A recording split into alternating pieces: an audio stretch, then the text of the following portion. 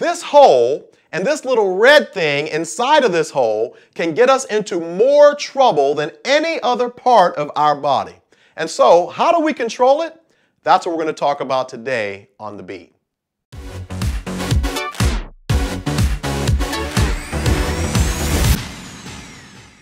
Hey, what's up everybody? Welcome back to The Beat. And so today we're talking about how we can control our big mouths. James chapter 3 gives us some very practical and helpful advice on how we can tame our tongue. And the first is to be aware of the pitfalls. James says that we all stumble in many ways, and whoever says that they don't stumble with their tongue is a perfect person. And the reason why we all struggle with our mouths is because there's so many different ways that we can get in trouble with our mouth. We have slander, we have lying, we have gossip, we have boasting, we have complaining, we have cursing, we have being critical of other people, we have discouraging other people, telling dirty jokes, exaggerating, being sarcastic, not following through with the things that we said we were going to do, or just simply basic outbursts of anger. And so James says because there are so many pitfalls, we need to always be aware and be mindful of how our mouths can be used in a negative context. But the second point here is to be intentional and speak positivity. James says here, we put bits in the mouths of horses so that we can control the direction the horse is going.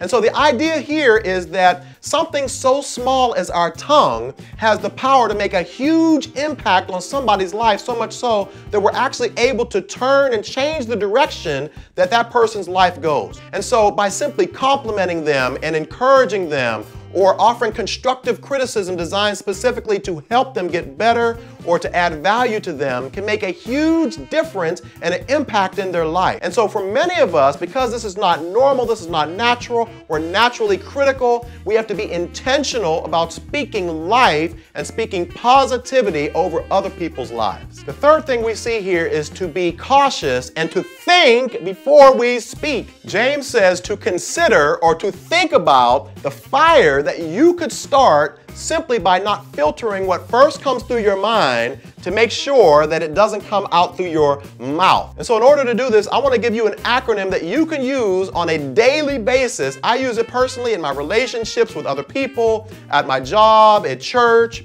and the acronym is the word THINK. And the T stands for, is it true? Is what I'm saying even true? Am I sure that it's true?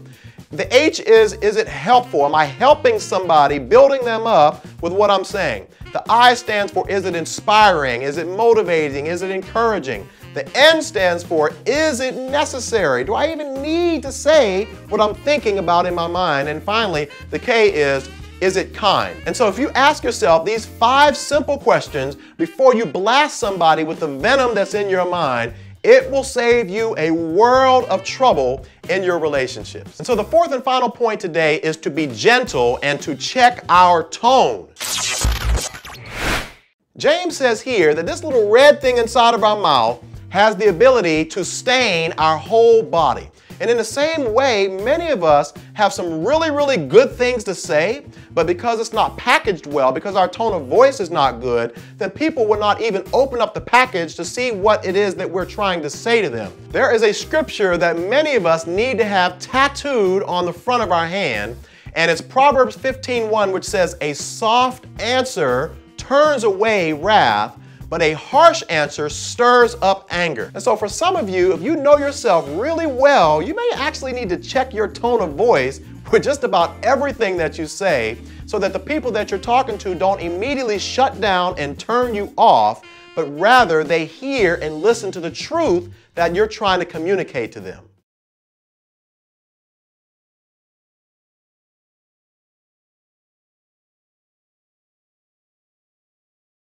If this video has encouraged you or helped you in any way, please do me a favor and share it with somebody else.